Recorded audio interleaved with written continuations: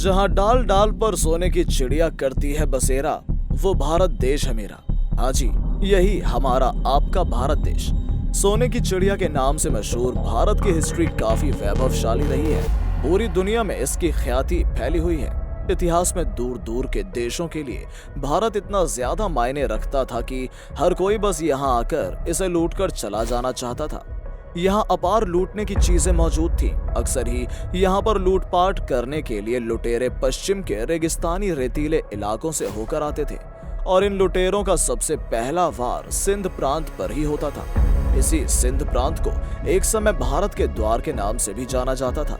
यहीं पर निवास करने वाले लोगों को सिंधी के नाम से संबोधित किया जाता था। खैर, सिंधी समाज का इतिहास अभी हम आगे इस वीडियो में देखने वाले हैं। नमस्कार दोस्तों, आज का ये खास वीडियो है सिंधी समाज के ऊपर। सिंधी समाज के बारे में बहुत ही कम लोगों को असल जानकारी है कि ये लोग कहां से आए हैं और क्या इतिहास है इनका। तो दोस्तों, आज की इस वीडियो में आपको इन सारे प्रश्नों के उत्तर मिलने वाले हैं। असल मायने में सिंधी लोगों के बारे में बात करें तो जो लोग पाकिस्तान के सिंध प्रांत में रहते हैं उन्हीं को सिंधी कहकर संबोधित किया जाता है। प्राचीन समय में इसी सिंध प्रांत के राजा थे दाहिर सेन। इनको सिंध का लास्ट हिंदू शासक भी माना जाता है। इन्होंने ही हिंद क्षेत्र को दूर दूर तक विस्तार करने में योगदान दिया था। दाहिर सेन बहुत ही बहादुर थे और भारत माता की रक्षा करते करते ही उन्होंने अपने प्राण त्याग दिए थे। उनके निधन हो जाने के बाद उनके घर की स्त्रियों ने भी बलिदान दे दिया था। उस समय सिंध इतना गौरवशाली राज्य हुआ करता था कि हर जगह इसके ही चर्चे हुआ करते थे और हर कोई यहाँ आकर ये देखना चाहता था कि आखिर यहाँ ऐसा है क्या।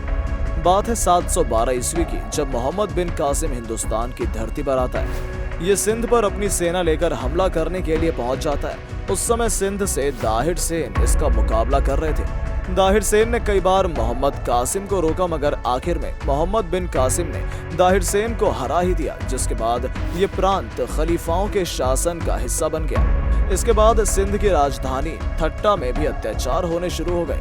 वहां कट्टर इस्लामी मिरख शाह ने कब्जा जमा लिया था। इसने इतनी क्रूरता दिखाई कि इसने इस्लाम को बढ़ावा देने के लिए लोगों को मारना शुरू कर दिया था। यह सिंध प्रांत हमेशा से ही भारत की शान रहा है। मैं इसलिए ऐसा कह रहा हूँ क्योंकि अगर आप इंडियन हिस्ट्री को उठाकर देखेंगे तो आपको ये समझ आ ही जाएगा कि उस समय इंडियन इकोनॉमी में सबसे बड़ा और अहम योगदान सिंध का ही था। जब तक भारत और पाकिस्तान का विभाजन नहीं हुआ था तब तक भारत का सिंध प्रांत भारत के सिर का ताज बना हुआ था। लेकिन वर्ष 1947 के बाद सिंध पाकिस्तान का हिस्सा हो गया।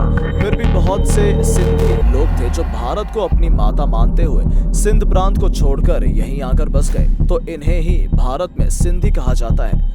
अब दोस्तों, मिलते हैं नेक्स्ट वीडियो में। तो दोस्तों, अगर वीडियो पसंद आया तो इसे लाइक और शेयर जरूर करें और अपने इस हिस्ट्री चैनल को सब्सक्राइब जरूर करें। धन्यवाद।